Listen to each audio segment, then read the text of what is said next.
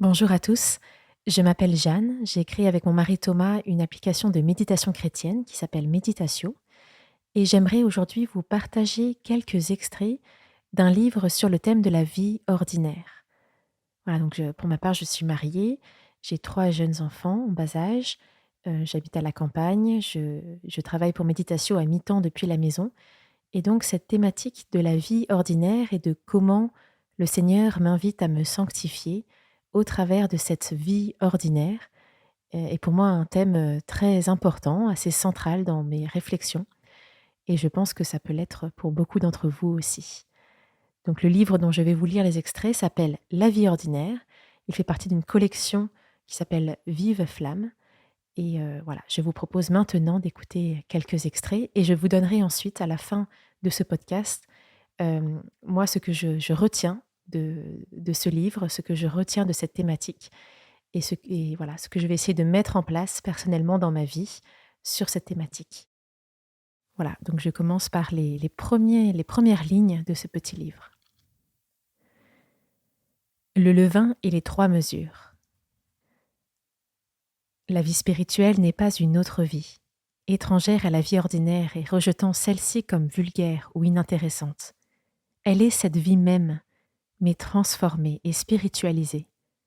La vie spirituelle, c'est notre vie, mais devenue spirituelle car habitée par notre relation avec Dieu.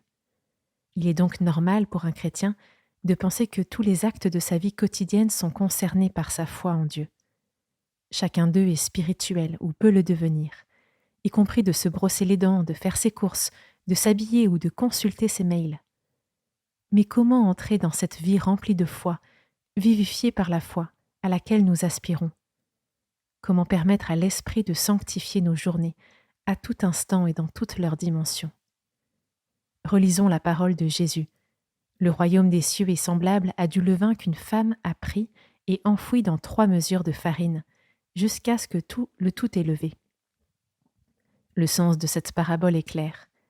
Avec patience et discrétion, la vie divine veut transformer toute notre vie humaine pour ne faire qu'un avec elle. C'est notre être entier que l'Esprit veut sanctifier. Cet être concret qui mange et boit, qui fait la cuisine ou le ménage, qui travaille ou se repose. Comme le dit saint Paul, soit que vous mangiez, soit que vous buviez, et quoi que vous fassiez, faites tout pour la gloire de Dieu. Quant aux 3 mesures dont Jésus parle, permettez-moi d'y voir les 3 formes principales d'une vie ordinaire: le travail professionnel, les tâches domestiques, le temps du loisir et du repos. Il me semble que ces 3 dimensions ou mensurations de notre vie quotidienne, c'est bien la totalité de cette existence qui est signifiée. On pourrait bien sûr y ajouter les temps plus particuliers consacrés à l'oraison, à l'adoration, à la prière, à l'Eucharistie. Mais ceux-ci sont plutôt comparables au levain qu'à la farine. Or, ce que la parabole souligne, c'est que ce levain doit être enfoui, en pleine pâte humaine, pour la transformer intégralement. La question devient donc: comment permettre à l'esprit d'imprégner chacun de ces 3 aspects de mon existence, au travail, à la maison et pendant mes temps libres? Voilà. Alors ensuite, je vous partage un passage sur, particulièrement Dieu dans ma maison. Donc, heu, l'auteur propose de voir, donc ce levain dans la pâte, dans les 3 mesures. Une mesure étant le travail, une deuxième mesure étant la maison, une troisième mesure étant le temps de loisir. Donc je vous partage un passage plus spécifiquement sur la maison. Dieu, dit la Bible, a tout réglé avec mesure. Et le récit de la Genèse dit à 5 reprises qu'il vit que cela était bon, voire très bon, ou très beau, c'est le même mot. Le Créateur n'est donc nullement indifférent au monde qu'il fait exister. Au contraire, il est comme un artiste qui contemple son œuvre et qui s'y reconnaît. En tant qu'enfants de Dieu, ne sommes-nous pas invités à la même attitude? Ce monde en miniature qu'est notre petit univers domestique, pourquoi ne pas le considérer avec la même attention? Étant à l'image de notre Créateur, nous avons, comme lui, le merveilleux pouvoir de façonner, orner et organiser ce qui nous entoure. Le vaste ciel nous dépasse, mais le petit espace de notre chambre, de notre bureau, de notre appartement ou de notre maison nous est confié. Dieu fait de nous des créateurs de formes, de structures, de couleurs, d'harmonie. En prendre conscience n'est pas un luxe d'esthèque, mais l'occasion de mieux honorer notre dignité. J'ai découvert une grande vérité, écrit Saint-Exupéry, à savoir que les hommes habitent et que le sens des choses change pour eux selon le sens de la maison. Soigner son intérieur, c'est donc agir aussi sur l'intérieur de notre âme. Au contraire, négliger ou souiller cet espace, c'est se salir ou se détruire soi-même. Si nos lieux de vie n'ont pas de sens, n'ont ni ordre ni beauté, c'est notre propre vie qui en pâtit et devient insensée. Il en va de même du rythme et de l'organisation de nos journées. Comme le dit encore Saint-Exupéry, les rites sont dans le temps ce que la demeure est dans l'espace. Il est bon que le temps soit une construction. Pourquoi sommes-nous parfois déstructurés, sinon parce que le temps nous éclate et nous disperse, nous faisant courir d'une activité à l'autre sans équilibre et sans lien intérieur? Nous devons résister à cet entraînement, briser la chaîne. Pour cela, la tradition chrétienne nous offre de précieux outils, notamment la prière du cœur ou prière de Jésus, l'invocation de son nom béni, que l'on peut associer à la respiration et pratiquer dans toutes sortes de circonstances. En faisant le ménage ou la cuisine, en passant l'aspirateur, qui nous empêche de dire au Seigneur que nous l'aimons? De même, le bénédicité et les grâces au début et à la fin du repas sont tombés en désuétude et difficiles à pratiquer publiquement. Mais dans nos maisons, qui nous empêche de nous arrêter un instant au moment de manger pour remercier Dieu de nous nourrir? Alors la farine de nos actes quotidiens deviendra le pain d'une action de grâce. Le lieu de vie d'un chrétien, comme son corps, n'est pas une simple enveloppe matérielle. Il est un temple, digne d'être sanctifié. Autrefois, lorsqu'on emménageait dans une nouvelle maison, on demandait que chaque pièce soit aspergée d'eau bénite. Chez nos frères orthodoxes, les icônes sont des signes de la présence du Seigneur, et à l'entrée d'une maison juive, une mezouza signale qu'elle est sous la protection divine. Il ne s'agit pas de reprendre toutes ces traditions, mais de s'en inspirer à notre manière pour que le Seigneur, chez nous, soit comme chez lui. Qu'il aime à demeurer dans notre maison, comme dans celle de Pierre ou de Marthe et Marie. Imaginons que ce soir, il frappe réellement à notre porte pour souper. Lui aurons-nous préparé une salle propre et belle, garnie de coussins? Je vous lis maintenant un extrait de la 3e partie, Dieu dans mes loisirs. La 3e mesure de notre vie humaine, de cette farine dans laquelle est enfoui le levain de la vie divine, a parfois aujourd'hui une importance démesurée. Le temps du travail ayant diminué, nous avons devant nous tant de possibilités et d'occasions de nous distraire et de nous évader. Devant l'indétrônable télévision, chaque Français passe actuellement près de 4 heures par jour. C'est une véritable addiction que les nouveaux médias ne font que renforcer. Nos contemporains, les plus jeunes spécialement, sont des accros de l'écran, du home cinéma au smartphone. Ici encore, comme chrétiens, notre mission est d'entrer en résistance, c'est-à-dire d'utiliser ces puissants outils avec prudence et discernement. Pascal critiquait le divertissement comme une fuite loin de l'essentiel, et on notera en ce sens que l'expression se divertir sonne comme le contraire de se convertir. N'est-ce pas une précieuse mise en garde? La première épître de Saint Jean se termine par ces mots. Petits enfants, gardez-vous des idoles. On pourrait traduire des images. Mais la modernité nous offre aussi de magnifiques moyens de nous cultiver, de nous approfondir dans l'existence et ainsi de progresser spirituellement. À chacun de les découvrir et d'en user selon ses goûts, son âge, ses besoins, ses talents. Il ne s'agit donc pas de maudire les loisirs, mais d'en faire des lieux de croissance et d'élévation. La liberté que notre époque nous offre, si elle ne débouche pas sur de nouvelles formes d'aliénation, est une chance extraordinaire. Ayons l'intelligence de la faire fructifier. Après cette première partie, Je vous propose un extrait d'un paragraphe intitulé Aimer l'ordinaire de la vie. Au premier sens du mot, est ordinaire ce qui est dans l'ordre des choses, dans les règles. Que voilà un beau programme. Mais quel ordre? Institué par qui? Est-ce moi qui l'ai posé? Est-ce que je le subis? Pour nous chrétiens, la première des règles à observer, c'est le commandement du Christ. Aimez-vous les uns les autres comme je vous ai aimé. C'est tout le sens que nous demandons chaque jour dans le Notre Père. Que ta volonté soit faite. J'ai mon programme, mes projets, ma façon de vivre et de penser qui régissent ma vie. Mais je dois essayer d'agir en conformité avec la volonté de Dieu. Vouloir ce que Dieu veut pour moi. À partir de là, je suis libre d'organiser ma vie. C'est l'ordinaire de Dieu. C'est là que survient l'extraordinaire. Si je mets Dieu au cœur de mes actes, de ma journée, je le retrouve dans les petits événements, dans les imprévus. Pourquoi alors chercher de l'extraordinaire, des sensations fortes qui sortent du quotidien, si Dieu y habite? Peut-être nous faut-il regarder les choses d'un autre œil. Un peu plus loin, un paragraphe intitulé Héroïsme et sainteté du banal. Quelquefois, à force de platitude, de monotonie dans la répétition des tâches, la journée peut sembler une montagne, et pourtant avec la sensation de n'avoir rien fait, tout au moins rien d'important, tellement accaparés sommes-nous par les petites tâches habituelles. La répétition de ces gestes quotidiens les plus invisibles, les plus humbles peut-être aussi, qui coûtent le plus, sont sans doute des pépites qui apporteront quelque éclat de joie, de sourire à notre prochain, pourvu que ces petits actes soient posés comme offrandes.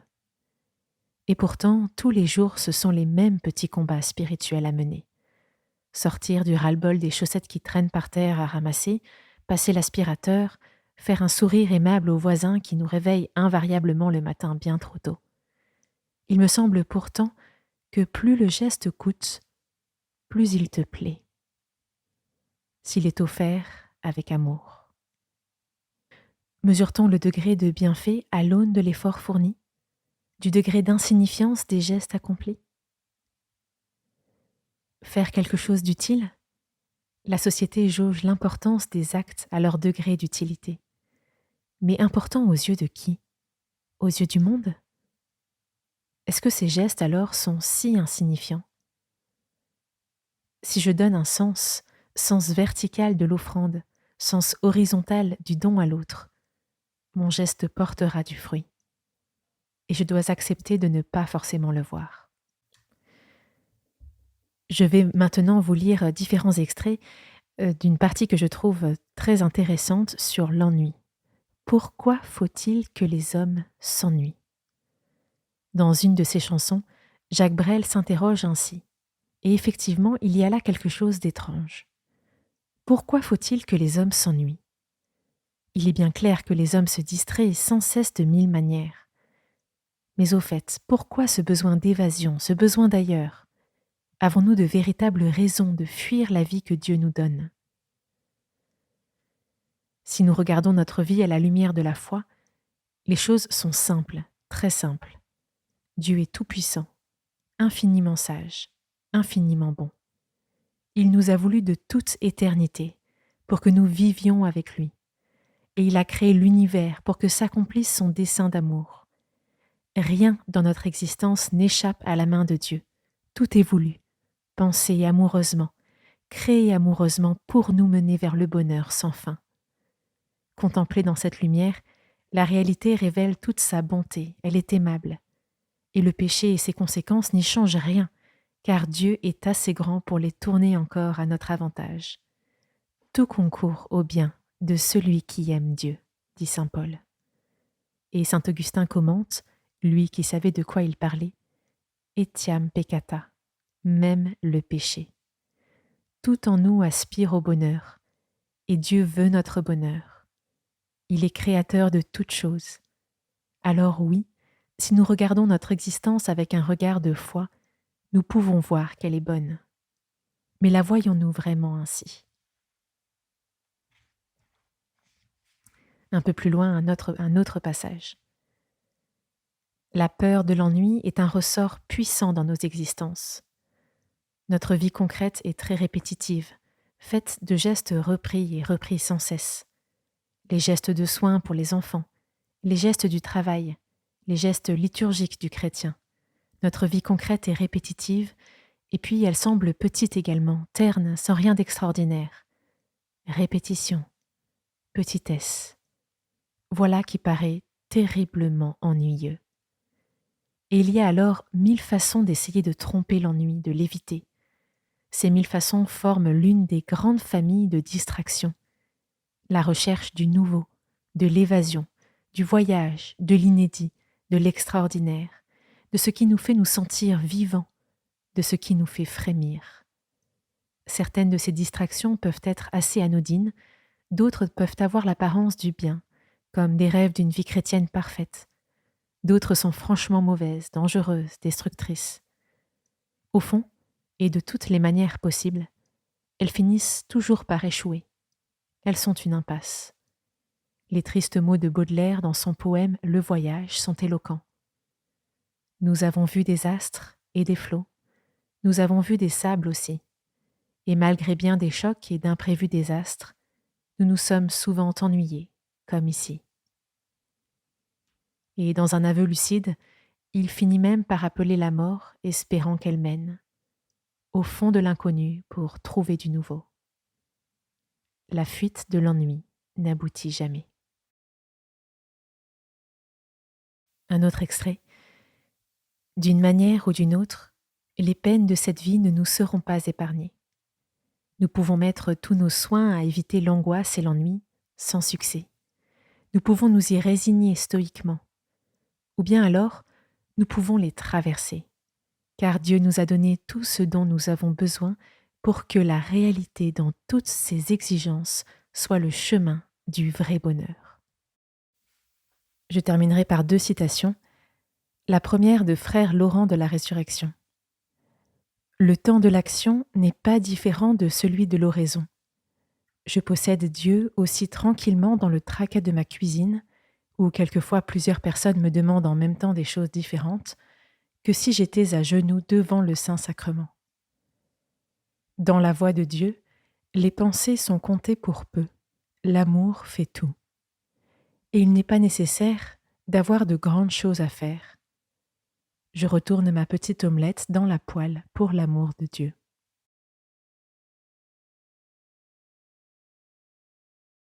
Et la dernière citation que je veux vous partager est de Sainte Élisabeth de la Trinité. Pour atteindre la vie idéale de l'âme, je crois qu'il faut vivre dans le surnaturel, c'est-à-dire ne jamais agir naturellement. Il faut prendre conscience que Dieu est au plus intime de nous et aller à tout avec lui. Alors on n'est jamais banal, même en faisant les actions les plus ordinaires, car on ne vit pas en ces choses, on les dépasse. Une âme surnaturelle ne traite jamais avec les causes secondes, mais avec Dieu seulement. Oh, comme sa vie est simplifiée, comme elle se rapproche de la vie des esprits bienheureux, comme elle est affranchie d'elle-même et de toutes choses. Tout pour elle se réduit à l'unité, cette unique nécessaire dont le Maître parlait à Madeleine. Alors elle est vraiment grande, vraiment libre, parce qu'elle a enclos sa volonté en celle de Dieu. Voilà, donc j'ai fini de vous partager les extraits de ce petit livre qui s'appelle donc La vie ordinaire, de la collection Vive Flamme. Et je voudrais maintenant terminer en vous partageant ce que moi j'en retiens pour moi-même, pour ma vie. Alors voilà, moi ce que j'en retiens, c'est que c'est toute ma vie qui doit être spiritualisée. Toute ma vie doit être sanctifiée. Toute ma vie doit être harmonisée. Alors pour ça, ça me paraît important pour ma part déjà, une première chose, c'est de commencer chacune de mes journées et de terminer chacune de mes journées avec le Seigneur, le fameux levain dans la pâte. Et que le levain soit là de manière particulière au commencement de ma journée et à la fin de ma journée. Et moi, j'expérimente que quand, je n'ai pas pris ce temps au début de ma journée, et quand je ne l'ai pas pris à la fin non plus, la journée est différente et la suivante est différente aussi. Donc pour moi, c'est vraiment, le levain dans la pâte, ça commence par là, pour ma part. Ensuite, c'est dans ma journée, essayer de penser à lui régulièrement. Pas forcément, penser à lui, avoir des pensées, lui dire des choses, mais avoir ce voilà, intérieurement, me tourner vers lui et faire ce que je suis en train de faire en étant quelque part, je sens que mon cœur, à ce moment-là, est paisible et qu'il se repose en Dieu et heu et j'essaie de le faire notamment je trouve que c'est difficile de le faire en travaillant devant un ordinateur, clairement. Donc j'essaie de le faire, quand je fais ma vaisselle, quand je range ma maison, quand je suis, en transport, voilà. Après pareil, quand je suis avec les enfants, c'est compliqué aussi. Sauf quand je les regarde, parfois je m'arrête et je les regarde simplement jouer, je m'émerveille en les regardant et à ce moment-là, j'essaye pareil de penser à être avec Dieu à ce moment-là. Penser à lui. Penser à lui, moi, ça passe aussi, par le fait d'essayer de dire, simplement, d'avoir Jésus, Jésus qui résonne en moi comme ça. Jésus, Jésus, Jésus et qui résonne dans ma tête comme ça et qui m'imprègne et je sens que, voilà, ça me donne, une espèce de paix au fond, quel que soit mon état du jour, hein. Je suis pas forcément, c'est pas forcément des journées, où je suis, très très en forme, très enthousiaste et cetera, mais il y a au moins cette assurance au fond que quelle que soit la couleur de ma journée, eh bien, je la traverse avec le Seigneur. Ensuite, j'essaye, vraiment de faire, mon examen de conscience régulièrement et de parcourir toutes les dimensions de ma vie et toutes les personnes, toutes les relations aussi qui font ma vie et de ne rien mettre de côté. Voilà, pour essayer vraiment de petit à petit, de plus en plus que ce soit toute ma vie, comme je le disais, qui soit spiritualisée, toute ma vie qui soit sanctifiée, toute ma vie qui soit harmonisée. Donc je pense à chaque relation. En premier lieu, la relation avec mon mari, la relation avec mes enfants, la relation avec les personnes avec lesquelles que je vois régulièrement, avec mes parents, avec mes frères et sœurs. Hem, voilà et puis ensuite, toutes, les dimensions, ce que je fais de mon temps libre, la manière dont je fais mes tâches quotidiennes. Est-ce que je les fais en rechignant? Est-ce que je les fais, en priant? Heu, Mon travail, est-ce que je suis courageuse dans mon travail ou est-ce que parfois je fais un petit peu la feignante? Heu, est-ce que je prends soin de mon corps? Est-ce que je j'ai un rapport, qui est ajusté à la nourriture, que je suis libre vis-à-vis de ça?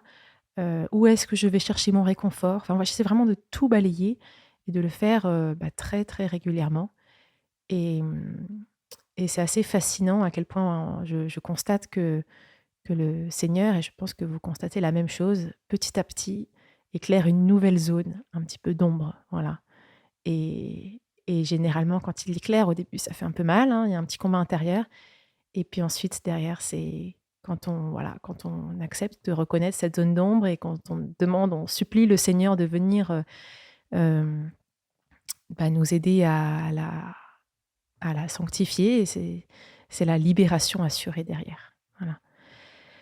Ensuite, pour que toute ma vie soit spiritualisée, sanctifiée, harmonisée, j'essaie vraiment de revenir souvent à l'essentiel qui est d'aimer, l'amour.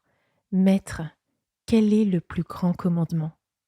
Et Jésus répond: Tu aimeras le Seigneur ton Dieu de tout ton cœur, de toute ton âme et de toute ton intelligence, et tu aimeras ton prochain comme toi-même. L'amour. Au-delà de vouloir, se sanctifier, au-delà de vouloir, être quelqu'un de voilà, de plus proche de Dieu, de meilleur et cetera, qui sont des bonnes choses, rappelons-nous que tout ça, ça passe par quoi? Ça passe par une chose essentielle: aimer, aimer, aimer, aimer. Aimer Dieu, aimer Dieu de tout ce qu'on a, de tout vous imaginez, de tout son cœur, de toute son âme, de toute sa pensée, de toute son intelligence. voilà, comment en arriver là, en fait? Ça doit forcément, heu, faire partie de toutes les dimensions de ma vie pour en arriver à un tel amour. Et puis, aimer mon prochain comme moi-même. Aimer mon prochain comme moi-même. Et donc j'essaye, voilà, souvent, et ça, aimer Dieu et aimer son prochain, ça se joue à chaque seconde de la journée. C'est ça qui est fascinant. C'est-à-dire que quand je fais quelque chose en soufflant, intérieurement, en rechignant, en fait, je n'aime pas Dieu à ce moment-là. Parce que si on aime quelqu'un jusqu'au bout, eh bien, on rend grâce pour tout ce qu'il nous donne, pour tout ce qui permet que l'on vive, en fait. Voilà, quand on réfléchit à la logique jusqu'au bout de ce que ça veut dire, aimer Dieu de tout son cœur, de toute son âme, de toute sa pensée, eh bien, ça doit avoir un impact à chaque seconde de ma vie. Donc finalement, si à chaque seconde de ma vie, je pense: «Ah OK, là, tout de suite, maintenant», ça veut dire quoi aimer? Eh bien, en fait, ça voudra dire à tel moment, et bien, être attentive à mon mari, être à l'écoute. À tel autre moment, éviter de m'emporter et de manquer de maîtrise de moi. À tel moment, faire la vaisselle, avec un cœur, joyeux et priant Dieu. À tel autre moment, faire mon travail consciencieusement, voilà, et cetera, et cetera. Et donc du coup, voilà, aimer, ça permet de vivre, je pense, de la meilleure manière possible chaque seconde de sa journée. Mais c'est difficile bien sûr, mais avec la grâce de Dieu, nous croyons que tout est possible. Ensuite, autre chose du coup que je retiendrai sur ce thème de la vie, ordinaire, c'est que c'est toute la partie sur l'ennui, moi qui m'a beaucoup parlé, et où il y a vraiment en fait, il faut qu'on ait cette vigilance, de ne pas chercher à pimenter notre vie. De ne pas chercher activement à, rendre notre vie plus enthousiasmante par, de nouveaux projets, un peu plus palpitante, un peu plus. Et en fait ça je pense que c'est difficile parce que c'est quelque chose qui nous est renvoyé par la société comme quelque chose de bon, en fait. D'avoir des projets, voilà, de rechercher, de la nouveauté et cetera. Et ça peut paraître effectivement, bon et normal, et on peut encourager en fait des personnes de notre entourage à quand, voilà, quand elles ont l'air d'aller pas loin, de prendre des nouveaux départs, de se lancer dans de nouvelles activités, de rencontrer de nouvelles personnes et cetera. Et il y a des contextes où ça peut être de bons conseils, mais de manière générale, en tout cas pour moi-même dans ma vie actuelle, chaque fois que je suis tentée par cela, je pense que c'est une impasse en fait, effectivement, que c'est un mauvais chemin. Et que en fait, c'est une très bonne chose, d'accueillir avec gratitude tous les moments qui sortent de l'ordinaire, qui nous sont offerts par le Seigneur. Et si on et je suis persuadée, et c'est ce que j'expérimente, que, voilà, si on essaye de vivre notre vie avec le Seigneur et de faire sa volonté, il est bon, il prend soin de nous, et il nous offre plein de petits cadeaux par-ci par-là, quoi. Moi, je trouve que c'est magnifique, quoi, avec nos 3 enfants, ben, voilà, on a les temps de loisirs, sont beaucoup moins importants qu'avant. Moi, avant, j'ai fait beaucoup de planches à voile en compétition et j'adore les sports de nature. C'est vraiment, heu, c'est vraiment un lieu de ressourcement pour moi. J'adore ça, et forcément avec des enfants, il y a beaucoup, beaucoup moins de place pour ça, c'est clair. Avec des petits enfants en bas âge, c'est beaucoup plus compliqué. Mais je vois que régulièrement, voilà, il va y avoir, bah, tel week-end, ça va s'organiser, les enfants vont être gardés par mes parents et cetera, et ce jour-là, il va y avoir tout va se goupiller, les conditions météorologiques, le planning, les enfants qui sont gardés, et cetera, pour qu'on ait une après-midi, voilà, super, avec un beau cadeau, d'une belle activité en pleine nature ressourçante. Et à ce moment-là, je la vis avec une joie, une gratitude en fait, incroyable, parce que je le vis vraiment comme, une délicatesse du Seigneur qui vient, voilà, qui me fait ce petit cadeau, et qu'en plus qui a une saveur vraiment particulière, une saveur que d'habitude, quand j'avais, tout le temps du monde pour faire ces activités-là, ça n'avait pas du tout la même saveur au final. Voilà, j'avais un côté, j'étais un petit peu, accro, j'en avais besoin, j'aimais ça, mais il y avait pas cette saveur des moments qui sortent de l'ordinaire, qui sont des cadeaux du Seigneur. Voilà. Mais donc en dehors de ces moments-là qu'il faut, je pense, apprendre à qui sont très bons d'accueillir avec beaucoup de gratitude, hem et je pense que le reste du temps, il faut, vraiment apprendre à aimer notre quotidien et notre vie ordinaire.